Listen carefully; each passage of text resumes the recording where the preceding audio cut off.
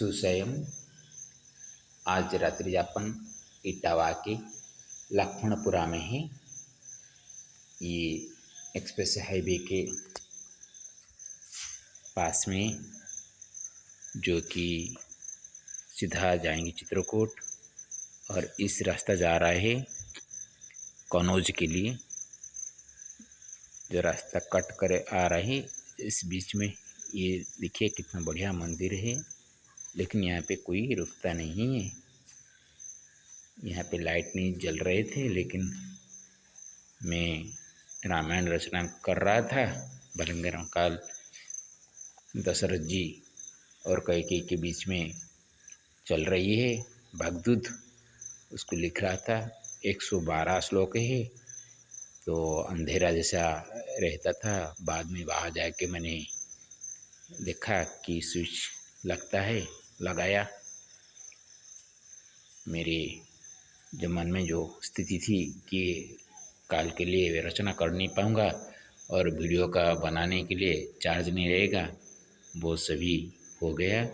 ये लक्ष्मणपुरीश्वर की कृपा से, हनुमान जी की कृपा से, ये लक्ष्मणपुरा का हनुमान मंदिर है। वो कभी वो रोड के साइड में था, लेकिन ये नेशनल हाईवे जब चला, एक्सप्रेस हाईवे का काम चला, तो यहाँ पे ये अलग मंदिर बना के वो मूर्ति ला के यहाँ पे स्थापन किया गया। पहले लक्ष्मणपुरीश्वराष्टकम का मैं रचना कर देता हूँ। रविवार है 28 जून 2025। लाभेहामाद्य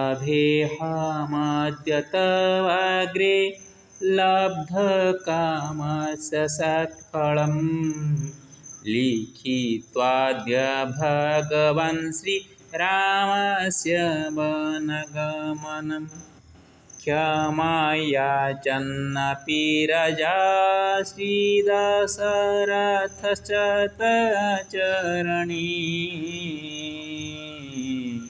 चरणयोः दशरथश्च चरणे क्षीणामन्दमति कैकेयी तीरज्ञाश्च किन्नरी अणाकराद्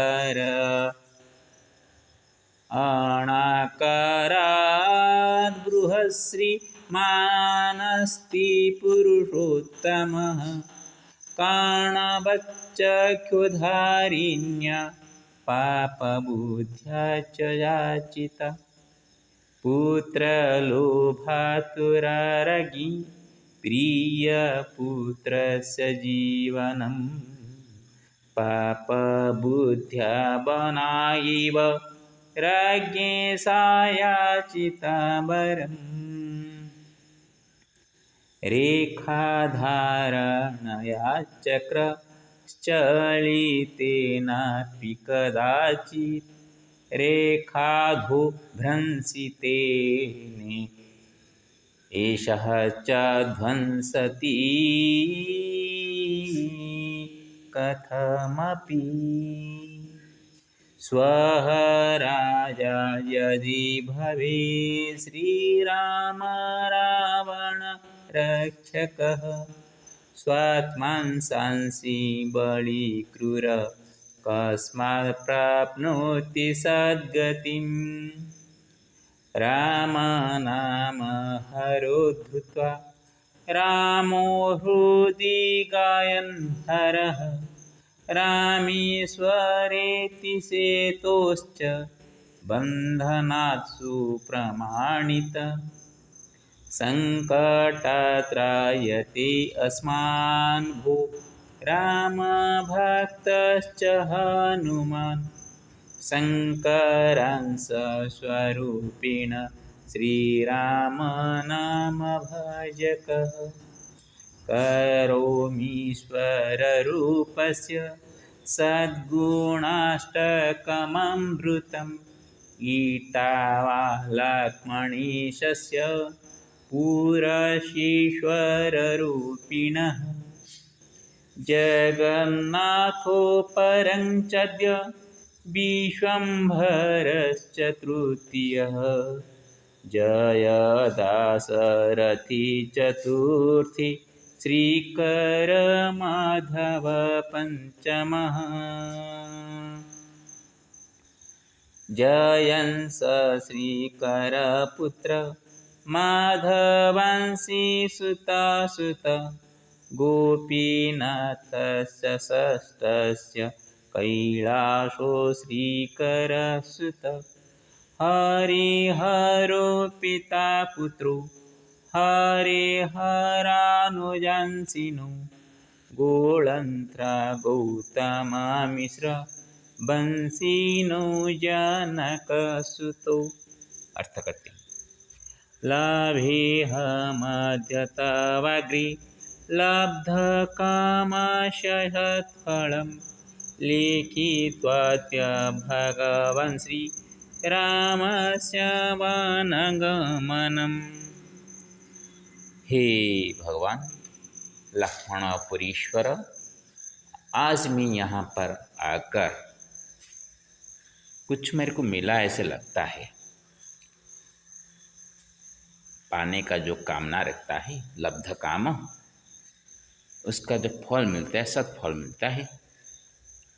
मैं लिखने को बैठा तो करंट नहीं था, तो लग रहा था कि लाइट नहीं रहेगा, अंधेरे में रहेंगे, लिखना नहीं हो पाएगा। तो काल कैसे मैं पूजा करूँगा, वो रामायण का पाठ कैसे करूँगा। देखिए, जो मन में आशंका थी वो आशंका दूर हो गई। अभी आप लोगों के सामने देखिए, मैं करंट के नीचे बैठ के सभी रचना किया। 6 साढ़े 6 बजे से लिखना शुरू किया था, बीच में डुल डाल के ले गया और आकर बैठ के रच कर अभी ख़त्म हुआ। उसके बाद ये अष्टक रचना करके आप लोगों के सम्मुख में प्रस्तुत कर रहा हूँ।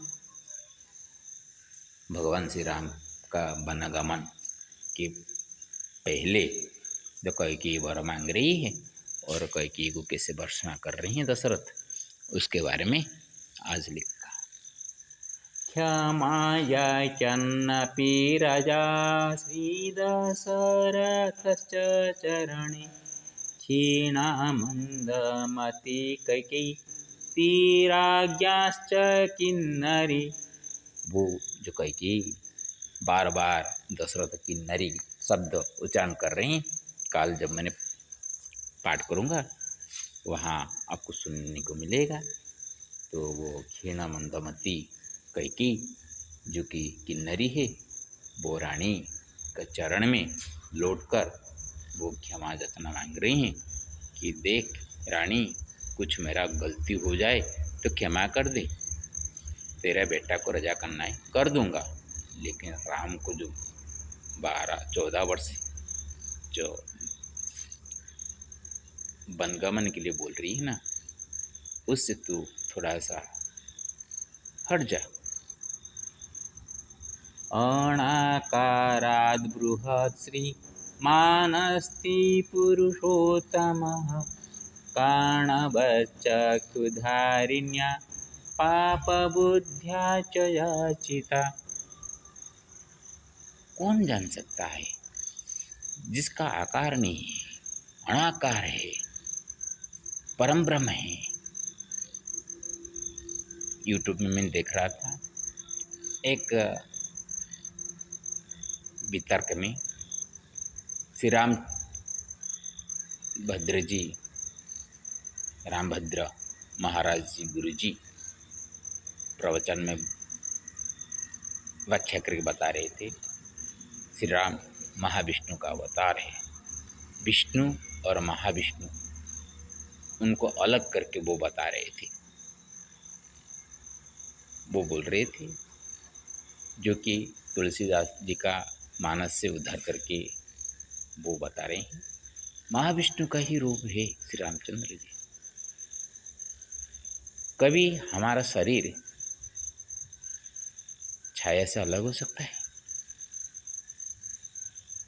रामचंद्र विष्णु का अवतार हो या महाविष्णु का अवतार हो, एक ही अंश ही।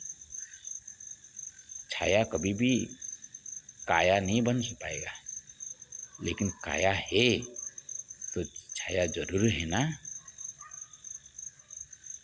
काया कभी छाया को छोड़ के हो सकता है? काया छाया को छोड़ के हो सकता है? तो वो अंधेरा ही होगा, उजाला में नहीं होगा। ज्ञान आपको चाहिए, अज्ञान नहीं। तो ज्ञान में महाविष्णु क्या, विष्णु क्या। इसीलिए किसी को काटने के लिए मैं नहीं बोल रहा हूँ। कुछ मन में भ्रांति आ जाती है, महाविष्णु क्या विष्णु से अलग है? विष्णु का अवतार लेकर रामचंद्र भी आए, श्री कृष्ण भी आए हैं। श्री कृष्ण को हम परम ब्रह्म बोल रहे हैं। 16 कला लेकर श्री कृष्ण जी आ रहे थे, बोले तो राम से भी ज़्यादा श्री कृष्ण हो। तो इस तरह का वितर्क में न रहकर, जो कि अणाकार से एक बृहत रूप धारण करके, सिर्फ मानव शरीर पकड़ के नहीं, जो गुण उनके पास है, पुरुषोत्तम, एक मर्यादा पुरुषोत्तम, इस भाव से हम देखेंगे तो वो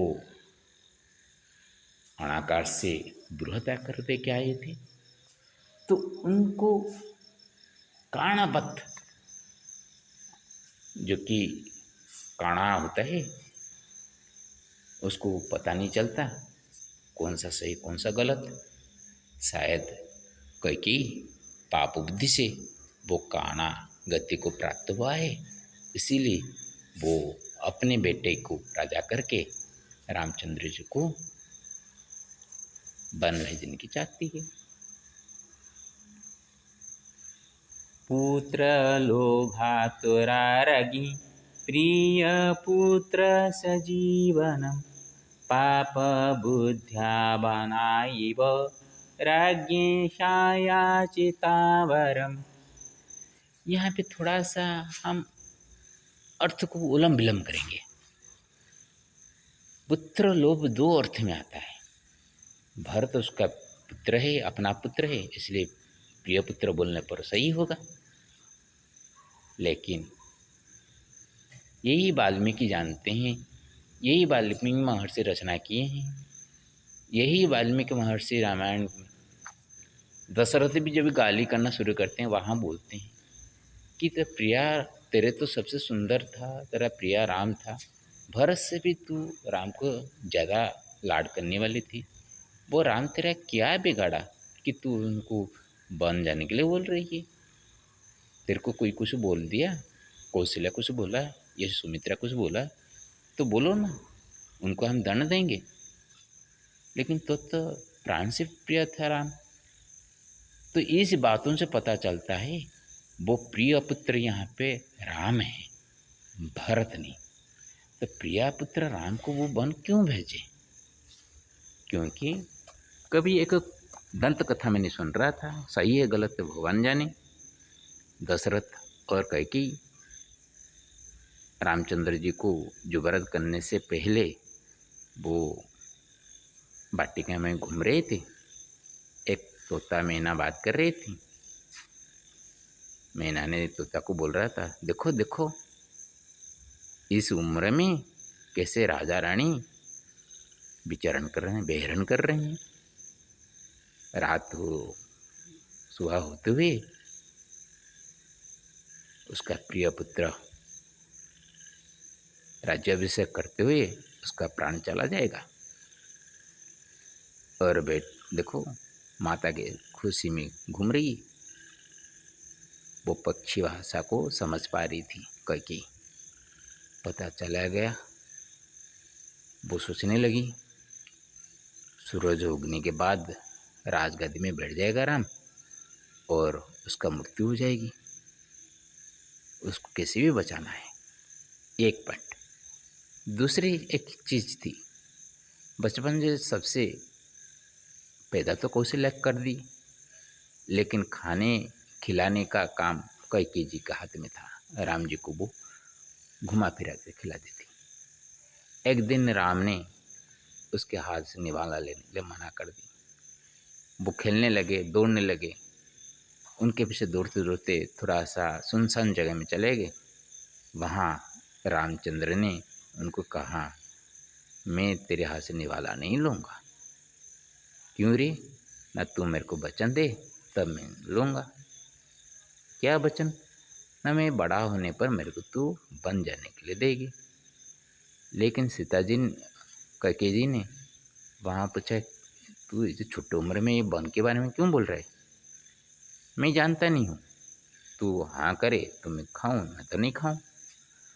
तो छोटे बच्चे थे, इसीलिए खाना खिलाने के वास्ते वो सत्य दे दिया था। ठीक है, मैं तेरे को बड़ा होने पर वन भेजूँ।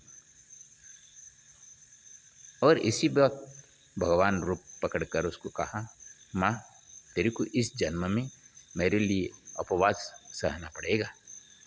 तब कैकेयी ने भी मांगा था, ठीक तेरे लिए मैं सब कुछ कर सकता हूँ, लेकिन मेरे लिए भी तेरे को कुछ करना पड़ेगा।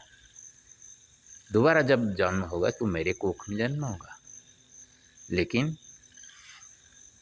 मनु शतरूपा को पहले ही वर दे चुके हैं कि कृष्ण उनके देवकी के गर्भ में पैदा होंगे। इसलिए उसको कहा, माँ तेरे गर्भ में मैं आ नहीं पाऊँगा, लेकिन तेरे गोद में जरूर आऊँगा। देखिए, कैकेयी एक माँ होकर सभी कलंक अपने माथे में ले लिया। यशोदा होकर माँ का स्नेह देकर, ऐसे कि प्रवास तीर्थ में देवकी और यशोदा के बीच में मातृत्व को लेकर झगड़ा में वो छोटा सा नाना होकर आकर सबके सामने माँ के दूध पीने लगे। ये है मातृत्व का। तो इसी बात को याद करने के लिए मैं यहाँ पे प्रिय पुत्र का नाम लगाया था। पुत्र लोभातुरारगी प्रिय पुत्र सजीवनम पाप बुद्ध्या बनाइब राज्ञी याचिता वरम। इसलिए वो ये वर मांगी थी। रेखा धारणया चक्र चलितेनापि कदाचित् रेखाधो भ्रंसितेनैष च ध्वंसति कथमपि। एक रेखा में एक चक्का धुरी घूमती हुई चलती रहती है। रेल की पटरी में हम देखते हैं कैसे दुर्घटना सभी होती हैं। रेल पटरी से कैसे चक्के बाहर निकल आते, किस तरह दुर्घटना होती है, कितना लोग मरते हैं, कितने करोड़ों का खर्च होता है, नष्ट होता है। एक पहिया यहाँ वहाँ हो जाने से, उलम विलम हो जाने से क्या क्या नहीं हो सकता, क्या वो ध्वंस नहीं कर सकता। कथम अपि, किसी तरह भी वो ध्वंस ही करता रहेगा।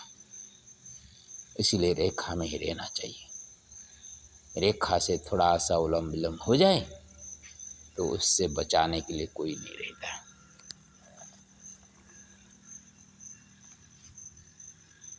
स्वराजाय यदि भवेसि राम रावण रक्षक स्वात्मान सांसि बलि क्रूर कस्मात् प्राप्नोति सद्गतिम्।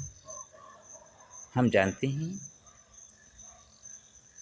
रावण, कुंभकर्ण या हिरण्यकशिपु, हिरण्याक्ष, मूर, दारुण, ये सभी भगवान विष्णु लोक में उनका जय विजय नाम के द्वारपाल से आए हुए हैं।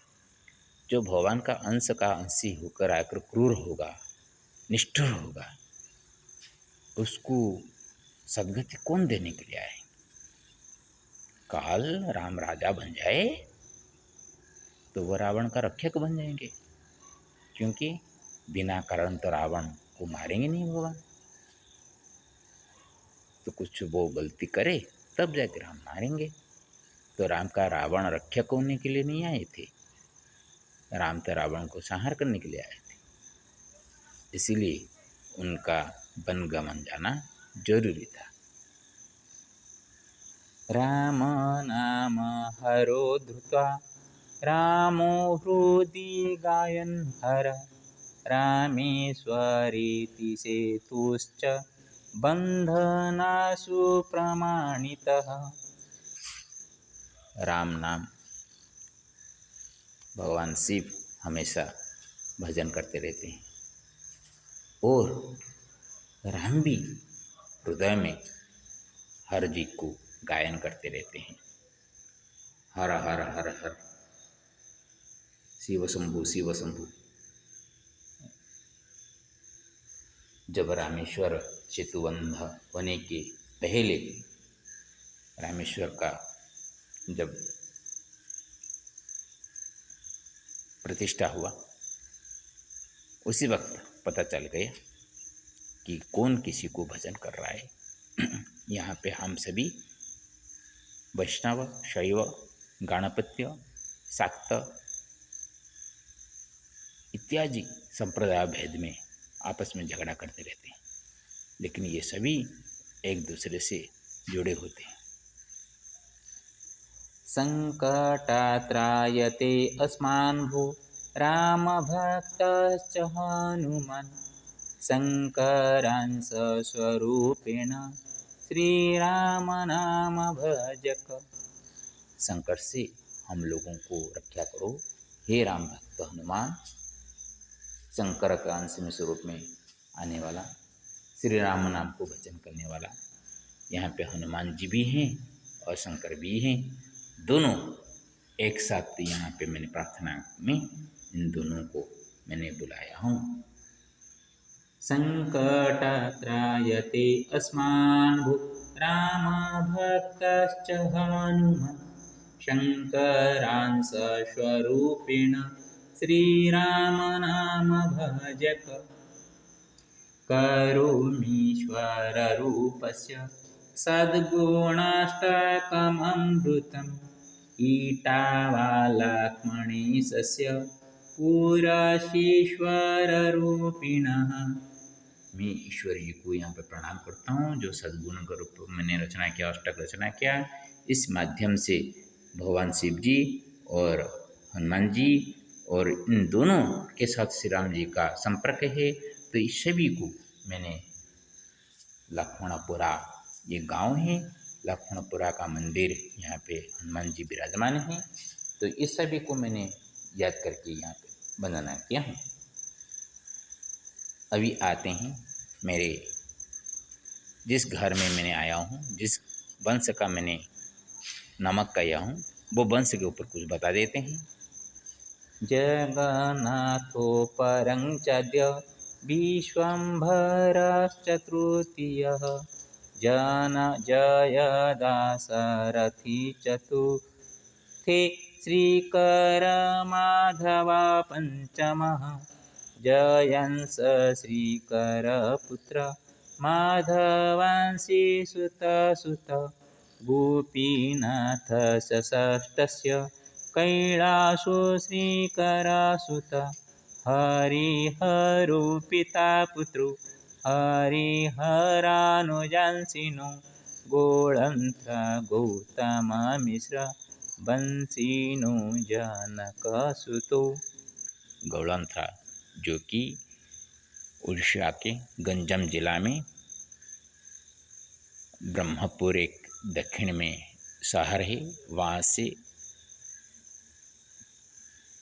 15 किलोमीटर में गोळन्थरा गांव है। वहाँ मिश्र वंश का मूल पिंड होते हैं जगन्नाथ परम गुरु, द्वितीय में होते हैं हरिहर होते हैं, तृतीय में होते हैं श्याम सुंदर और विश्वम्भर। विश्वम्भर छोटे अंश का होते हैं। विश्वम्भर से 3 हुए, जय, दाशरथी, नारायण। नारायण वैष्णव हो गए, जय दाशरथी 2 रहे, जय बड़े हुए, दाशरथी उनमें छोटे रहे। दाशरथी जी का एक ही बेटा हुआ माधव, जय का 2 हुए, श्रीकर, ईशान और श्रीकर, ये हुए चतुर्थ पीढ़ी में हुए। श्रीकर का ईशान का एक बेटा कृष्ण हुआ, कृष्ण का कोई बेटा नहीं हुआ, तो पहले जो श्यामसुंदर थे बड़े अंश में, वो एक बेटा यहाँ पे दत्त हुआ है। और श्रीकर जी का संतान नहीं था, तो माधव जी का 3 बेटे हुए, बैद्यनाथ, गोपीनाथ, वासुदेव।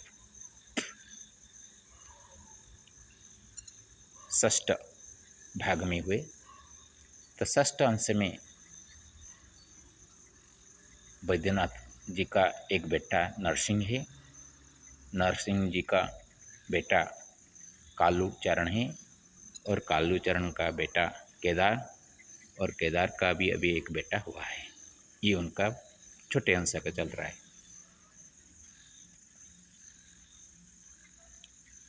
और माधव का जो गोपीनाथ बीच वाला थे, उनका 3 बेटे हैं, श्री राम, भीमसेन, मेरे पिता कैलाश चंद्र, जो कि श्री करम मिश्र को वो दत्त हुए।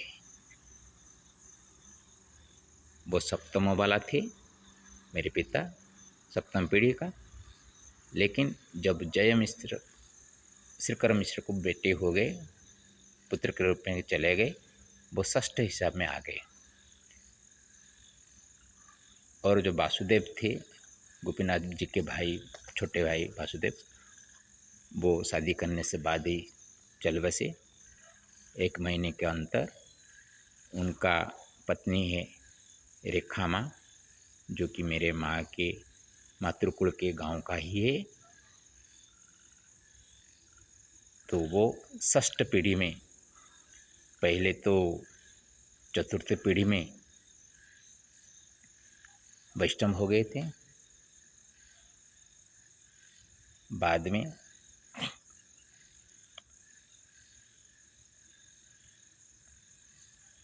चतुर्थ पीढ़ी में जय, दाशरथी, नारायण वैष्णव हो गए थे। पंचम पीढ़ी में जय में आ गए ईशान सिरकर, और दाशरथी का माधव हुआ।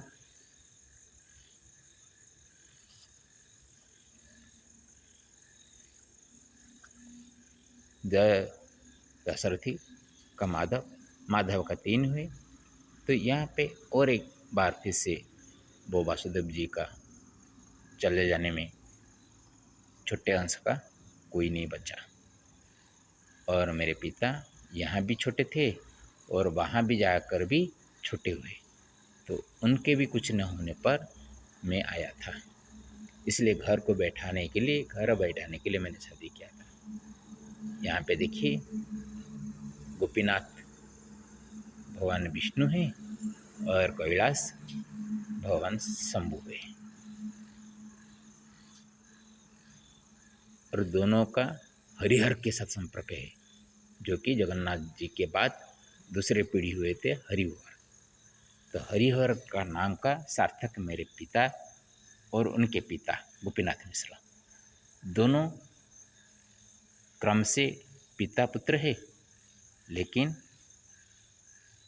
बेटा हो जाने के बाद, दत्त हो जाने के बाद, दोनों बेटा और पुत्र भाई जैसा बन गए। ये है हरिहर का महात्म्य। मैं हरिहर को, दोनों को दिल में रखता हूँ इसलिए। तो इसी बात को उजागर करने के लिए मैंने जो रचना किया हूँ, सबका मंगल हो, विश्व कल्याण हो, उसको सोचकर मैंने इसको रचना किया था।